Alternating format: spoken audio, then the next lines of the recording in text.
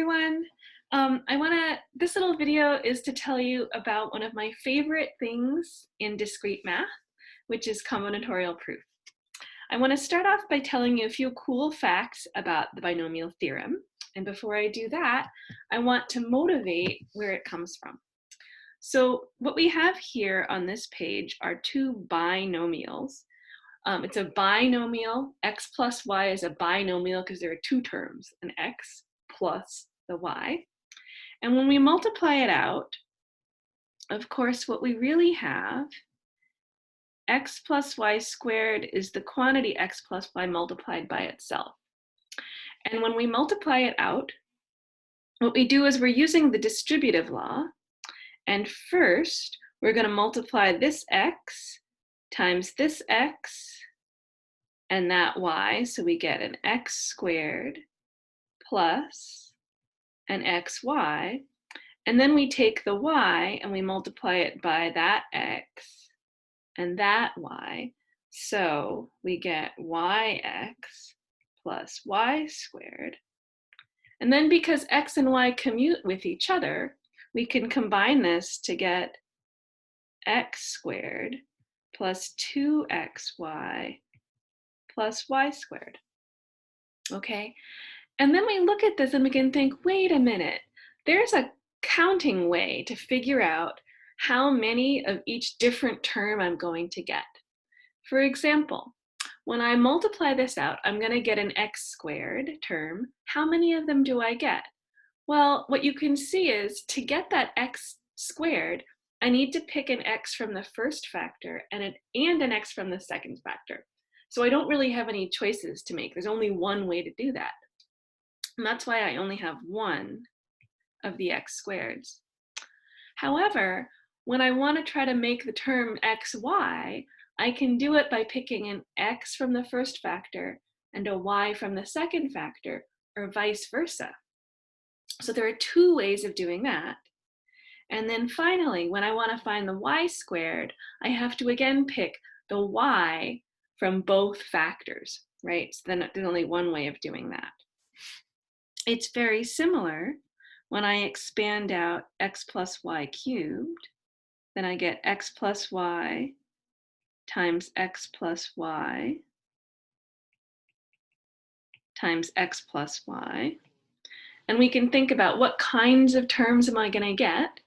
Well, I'll get an x cubed, and there's only one way to do that. I have to pick the x from each of the three factors. So I get x cubed. And then how many ways are there of getting x squared y? Well, let me think about this now. I'm actually going to think about this, instead of choosing x's, I'm going to think about choosing y's. So for the first term, I chose 0 y's. For this term with x squared y, I'm going to choose exactly 1 y. And that can be from any one of the three factors. So I'm going to think of this as 3 choose 1. And for the first time, I had 3 factors and I chose 0 y's.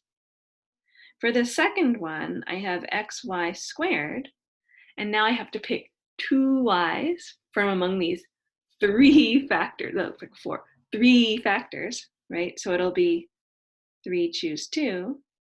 And then how many ways can I get a y cubed? I have to pick all the y's. So I have 3 factors and I have to pick 3 y's. And what you can see, if you do use the distributive law carefully, is you will get x cubed plus 3x squared y plus 3x y squared plus y cubed. Okay? All right.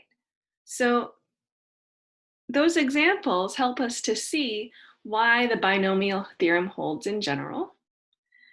In general, we have x plus y to the n is x plus y times x plus y, where I multiply x plus y, n copies of them.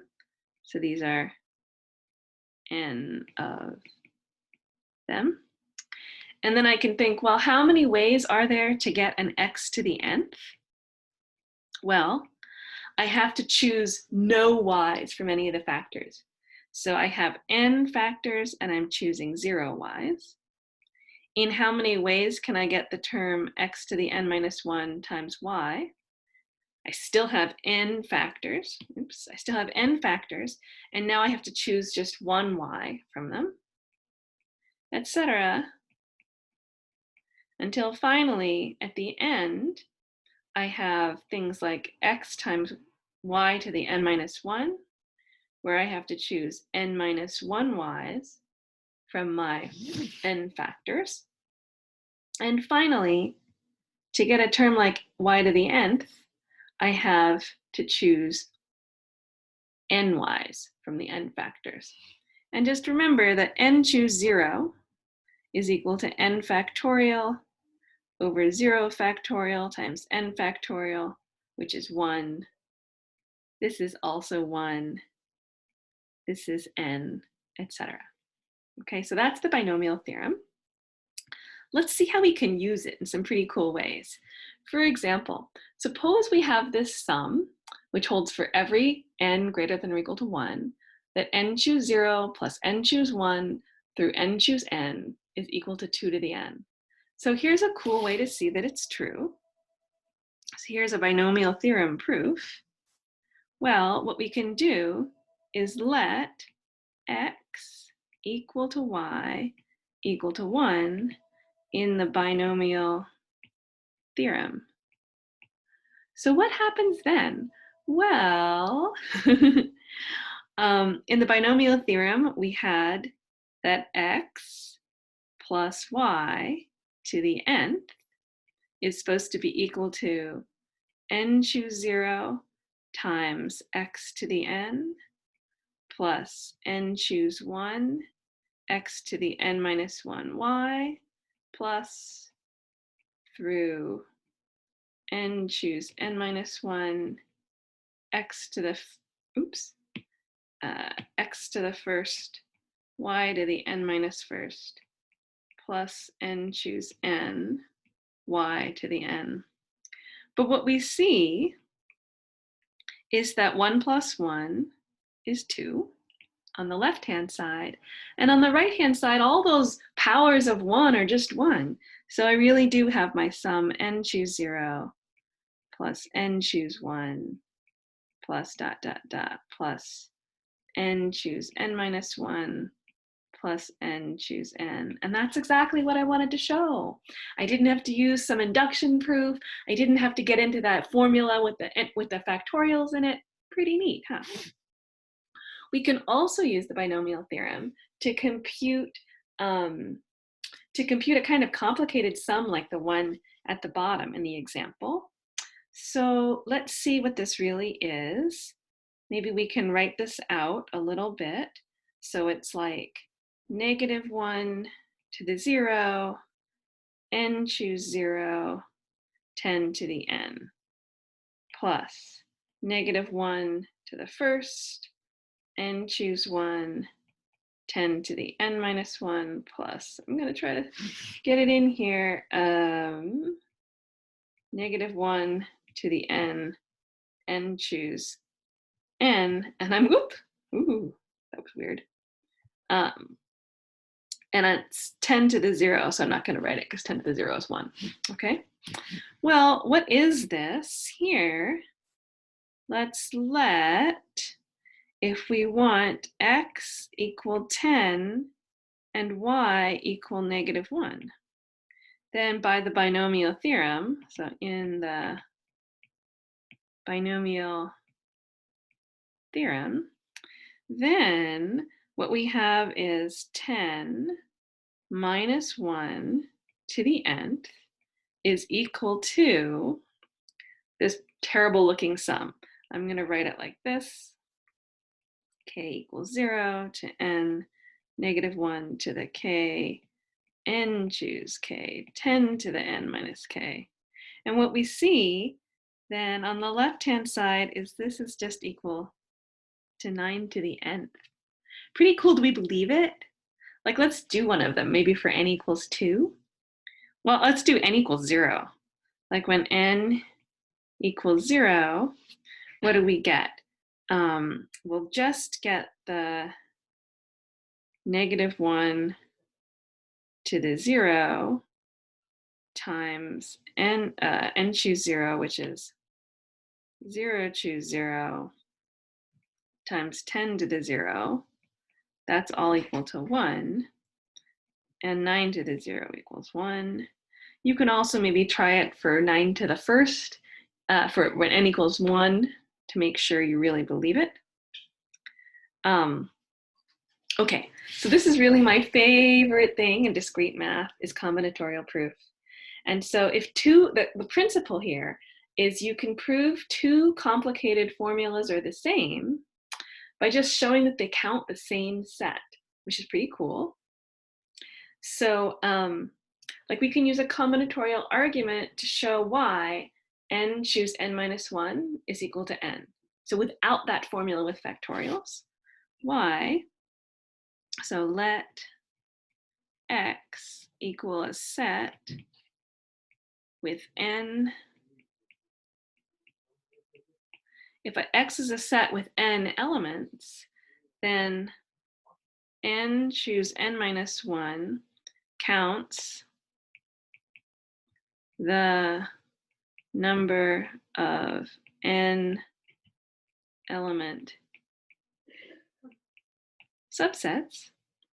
But we can also pick n minus 1 element subsets by choosing which one element to leave out. So we can also count the n minus 1, oops, this should be n minus 1 element subsets. Instead of sort of positively picking the n minus 1 elements to take, we can negatively choose the one